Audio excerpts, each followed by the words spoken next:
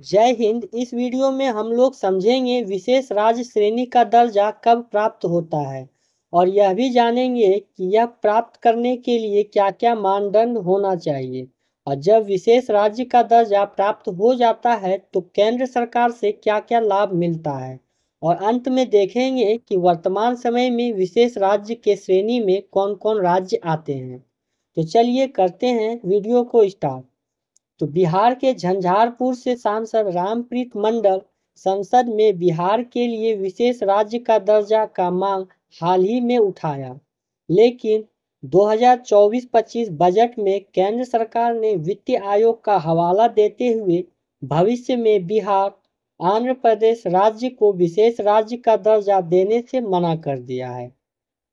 विशेष राज्य श्रेणी को 1969 में 5वें वित्त आयोग की सिफारिश पर पेश किया गया था। यह राज्यों के विकास में सहायता के लिए केंद्र सरकार राष्ट्रीय विकास परिषद द्वारा दिया गया एक वर्गीकरण है। आइए अब देखते हैं कि क्या क्या मानदंड है विशेष राज्य के लिए।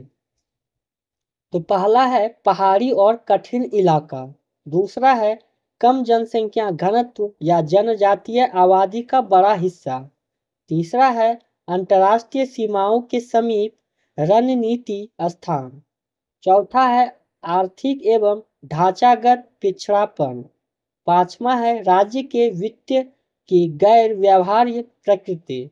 बिहार के लिए अगर देखिएगा तो पहाड़ी और कठिन इलाका तो बिहार में है नहीं, यह मैदानी क्षेत्र है बिहार, जिसमें लगभग 95% हिस्सा मैदान आता है, तो पहला नहीं बैठता है बिहार के संदर्भ में। दूसरा अगर देखिएगा जनसंख्या घनत्व, तो बिहार में जनसंख्या का कोई कमी नहीं है, जबकि जनसंख्या घनत्व अगर देखा जाए तो सबसे ज़्यादा बिहार में ही निकलेगा। अंतर्राष्ट्रीय सीमाओं के समीप स्थान, यह हो सकता है क्योंकि बिहार का सीमा एक तरफ नेपाल से सटा हुआ है जो उत्तर में है। चौथा आर्थिक एवं ढांचागत पिछड़ापन, इसको हल्का बहुत देखा जा सकता है। और चौथा राज्य की वित्त एवं गैर व्यवहार्य प्रकृति। तो आप लोग कमेंट करके बताएं कि बिहार को विशेष राज्य का दर्जा मिलना चाहिए या नहीं। चलिए देखते हैं यह मानदंड जो निकाला गया है तो कौन फॉर्मूला पर आधारित है।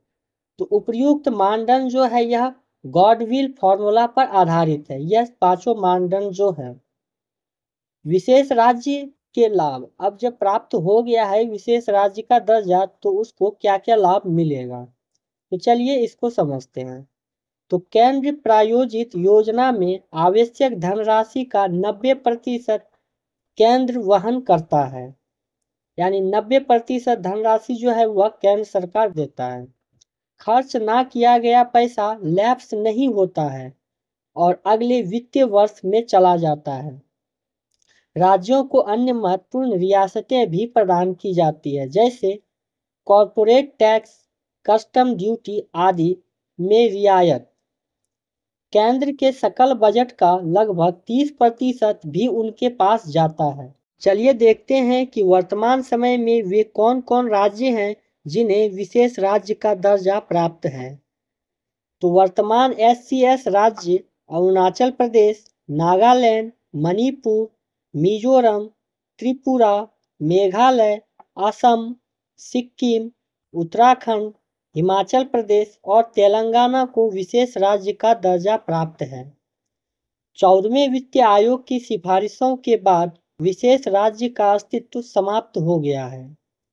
14वें वित्त आयोग ने कर हस्तांतरण के माध्यम से ऐसे राज्यों के संसाधन का अंतर को 30% से बढ़ाकर 42% का भी सुझाव दिया है। आपको यह वीडियो कैसा लगा कमेंट करके जरूर बताएं। अगर आपको इसका PDF चाहिए तो नीचे दिए गए डिस्क्रिप्शन में टेलीग्राम चैनल का लिंक दिया हुआ है, वहां से आप टेलीग्राम पे जाके इसका PDF प्राप्त कर सकते हैं। मिलते हैं अगले वीडियो में, तब तक जय हिंद।